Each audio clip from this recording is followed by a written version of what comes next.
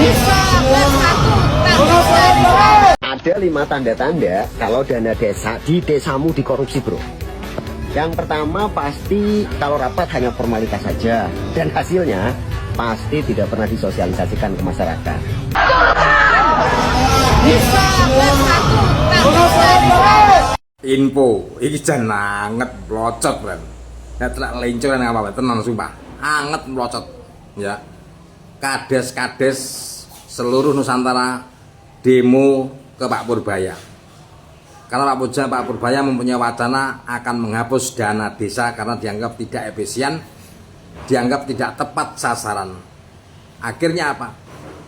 Kades-kades menuntut untuk dilanjutkan, kalau tidak terrealisasi hari ini akan demo berterus-terusan. Tenang Pak Purbaya, tenang. Hanya seberapa gelintir kades-kades yang demo dibandingkan rakyat yang berpuluh-puluh juta mendukung Pak Prabowo dan Pak Purbaya. Pak Purbaya bersih menyikapi dan tahu indikasi kemana arah dana desa selama ini. Karena dari seluruh total Indonesia yang ada, tidak ada 5% atau 10% desa-desa yang jujur amanah untuk dialokasikan sesuai aturan yang berlaku dan yang ada. Banyak mereka permainkan. Sehingga apa? Apabila dana desa diberhentikan, akhirnya sumber-sumber mereka kehilangan. Akhirnya mereka protes dan demo untuk dilanjutkan. Karena sumber-sumber mereka apabila dana desa di stop, mereka akan kelimpungan mencari uang untuk dikorupsi dari mana. Pak Purbaya, lanjutkan dan pilih desa-desa yang tepat, desa-desa yang sesuai dengan aturan, desa-desa yang amanah. Silakan dilanjutkan. Desa yang tidak sesuai dengan aturan yang ada masalah dana desa, hapus. Buat apa? Bukan untuk kesejahteraan rakyat dan masyarakat, tapi untuk memperkaya perangkat-perangkat desa yang ada. Sehingga apabila diberhentikan, mereka kayak cacing kepanasan, teriak-teriak. Kenapa? Sumber-sumber mereka akan kehilangan uang yang selama ini dianggap sumber empuk, akhirnya berhenti. Padahal secara kinerja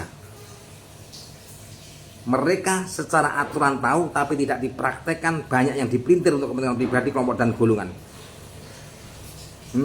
Bapak Purbaya, jangan gentar menghadapi kades-kades yang ada di negeri ini. Walaupun di demo berkali-kali, Pak Purbaya harus tetap di jalur yang tepat supaya uang tidak disalahgunakan oleh oknum-oknum yang bajingan selama ini. Mereka teriak karena mereka merasa akan kehilangan sumber dari penghasilan yang selama ini dimanfaatkan. Di belakang Pak Purbaya, rakyat dan masyarakat.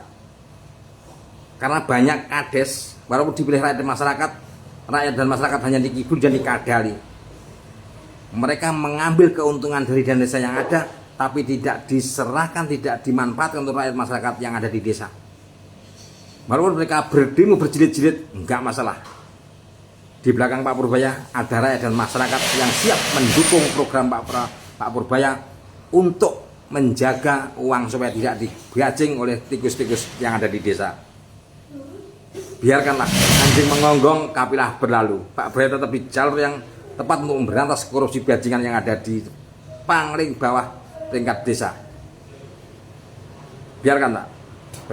Kita semua tahu di balik teriak mereka ada apa? Di balik teriak mereka ada maksud apa? Semua kita paham. Sikat. Selesai, Pak. Ada 5 tanda-tanda kalau dana desa di desamu dikorupsi, bro. Yang pertama, pasti kalau rapat hanya formalitas saja dan hasilnya pasti tidak pernah disosialisasikan ke masyarakat. Nah, yang kedua, penyertaan modal ke BUMDes pasti besar, tapi BUMDesnya tidak berjalan dengan baik. Nah, yang ketiga, proyek-proyek infrastruktur dan lainnya pasti tidak pernah dipasangi papan informasi dan pasti hasilnya buruk. Nah, yang keempat, pasti BPD-nya pasif, nggak ngapa-ngapain. Nah, yang kelima, pasti realisasi program kerja itu terlambat, padahal anggaran sudah cair, bro.